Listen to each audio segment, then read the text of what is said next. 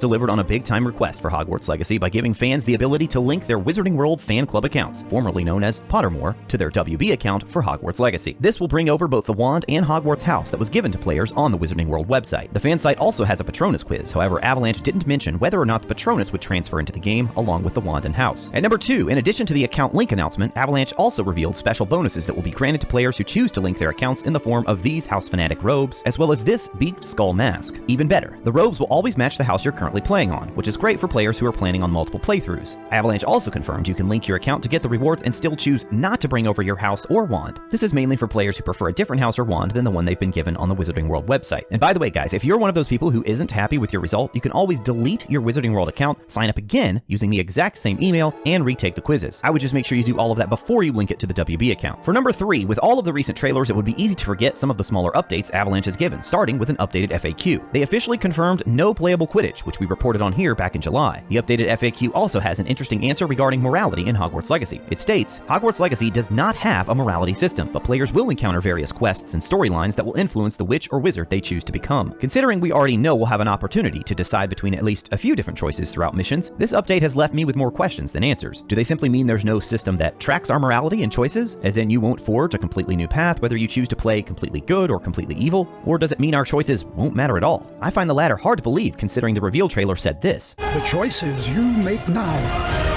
will define the legacy of Hogwarts. And there's also an additional FAQ post that states, players will also encounter quests and scenarios that will pose difficult choices and determine what they stand for. I mean, what's the point in standing for something if it has no impact at all on the story quest? Please let it actually have an impact on the story. Speaking of quests, as we move on to number 4 here, the trailer showing off Sebastian Sallow's quest line was confirmed by community manager Chandler Wood to be an entirely optional quest. And then in a recent PlayStation blog post, Wood also confirmed optional quest lines for both Nat Sionai and Poppy Sweeting, the Gryffindor and Hufflepuff companion respectively. Those are the only 3 companions that have been revealed so far, which has fans desperately wanting to know, is there a Ravenclaw companion? And if so, why haven't we found out about them yet? Number 5, in a recent Sony State of Play, we got a new trailer for the Haunted Hogsmeade Shop questline, yet another optional quest in Hogwarts Legacy. Unfortunately for PC, Xbox, and Switch players, this quest is a timed exclusive on PlayStation platforms for a full calendar year. I suppose on the bright side, at least we found out that it's only a timed quest and not a fully exclusive quest to PlayStation. For PlayStation gamers, you should know this does not require a pre-order or a specific version of the game. If you're playing on the PlayStation platform, you'll have access to this quest. Now, this is just me here, but I would assume this will eventually be released to all players in February 2024, but it hasn't been confirmed yet just how Avalanche will handle a possible rollout to the other platforms once that exclusivity with Sony runs out. As for number 6, while the quest doesn't require pre-ordering, WB and PlayStation are offering a pre-order bonus to entice players, and it comes in the form of a Felix Felicis potion recipe. According to Wood in a PlayStation blog post, the Liquid Luck potion will reveal gear chests on the minimap for one in-game day, but it is just the recipe. Players will still need to brew the potion with help from their potions lessons and the potion stations in the Room of Requirement. Oh, and by the way, yes, Wood also just confirmed that Hogwarts Legacy will have a minimap as well as day-night cycles, something we were already pretty sure was going to be in, but nice to have it confirmed here. Number 7, the Haunted Hogsmeade Shop trailer also introduced us to 3 new characters, the first being Cassandra Mason, a name that was leaked 2 years ago on actress Julia Farino's IMDb page. Farino is also set to voice a character by the name of Helen Thistlewood, who seems a likely candidate for the herbology professor. As for the other 2 characters in the trailer, we only hear their voices, but if you watch PlayStation's version of the trailer with the captions turned on, you'll see their names revealed as Penny and Fastidio. Penny sounds like a small girl, or more likely, a house elf, considering she refers to Madame Mason as her mistress. She has had rotten bad luck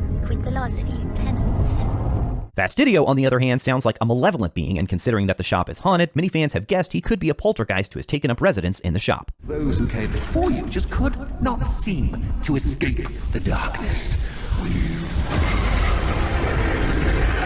Now for number 8, with the Haunted Hogsmeade Shop trailer, Avalanche also revealed yet another in-game costume in the form of the Shopkeeper's Cosmetic set. Completing the Haunted Hogsmeade quest will reward players with this set, in addition to a shop of their own where they can sell items and gear at better rates than anywhere else. Unfortunately, it also seems this shop is only for PlayStation, and the official Hogwarts Legacy Twitter account actually responded to a question with the following answer. Completion of the Haunted Hogsmeade Shop quest is the only way to receive an in-game Hogsmeade shop to own. The quest is exclusive to PlayStation consoles through February 10th, 2024. Now, just my own little little interjection here. I think it's really interesting wording here because of the fact that they say sell items and gear at better rates than anywhere else. To me, that implies that other players will at least have somewhere to sell the items and gear that we have. It just won't be in the form of this dedicated shop that we own in Hogsmeade. And really, until someone outside of Avalanche, WB, or PlayStation is able to actually see this and play through this and comment on it, then we really aren't going to know just how significant of a detail this actually is. I mean, it could be a very small, minor thing, or it could actually be a significant thing in terms of owning our own shop. I mean, is this some sort of passive thing that just kind of happens in the background once you have the shop unlocked? Or will it have more active things that you will have to physically go into the shop to do in order to sell these items? At number 9, there have been 2 Hogwarts Legacy books listed on Amazon for quite some time. The Art and Making of Hogwarts Legacy from Inside Editions, as well as Hogwarts Legacy, the official game guide. The latter recently saw an update with a full cover reveal for the first time. The artwork is similar to the box art of the standard edition of the game, however, it features a different student and also a character holding their wand in their left hand. I'm pretty sure this marks the first time we've seen a character in Hogwarts Legacy with a wand in their left hand, and this now has some fans wondering, is this confirmation that lefties will be able to play the game with their dominant hand as their wand arm? Now, as much as I would like to say yes, I certainly would not take this cover art as confirmation of that, considering that artists can take creative liberties to make something that will look the best and may not necessarily be 100% accurate to the game. And depending on code and even the level design and enemy design of the game, sometimes these things can be very simple to just flip and have the character use their other hand, but then there are other times that it's way more difficult than you would imagine. I remember it was a huge deal with The Legend of Zelda Twilight Princess, which was a GameCube game originally, but then also launched on the Nintendo Wii. Well, in the Wii version, Link was right-handed because Nintendo had the Wii remote and knew that most people were right-handed, whereas in the GameCube version, Link was still left-handed. But what's really interesting about that is that the games had to be complete mirrors of one another, so rather than everything being exactly the same, the world was essentially completely flipped or mirrored in the Wii version, with Link now using the sword in his right hand. Now, Avalanche has also released 4 glorious trailers, all in 4K resolution, showcasing the 4 Hogwarts common rooms. We'd seen each room briefly before, but these trailers give us our best look so far at all of the incredible detail Avalanche is including here. Ravenclaw features an orderly, bright common room with plenty of spots for studying. Gryffindor is a welcoming and comfortable space that shows off school spirit, house pride, and a remembrance of former Gryffindors with numerous portraits. Hufflepuff has nailed that warm, earthy feel with plenty of areas that encourage social interaction and numerous plants that help bring life to the space. And while Slytherin may be in the dungeons, the vast windows looking out into the Black Lake let plenty of light filter through. You'll find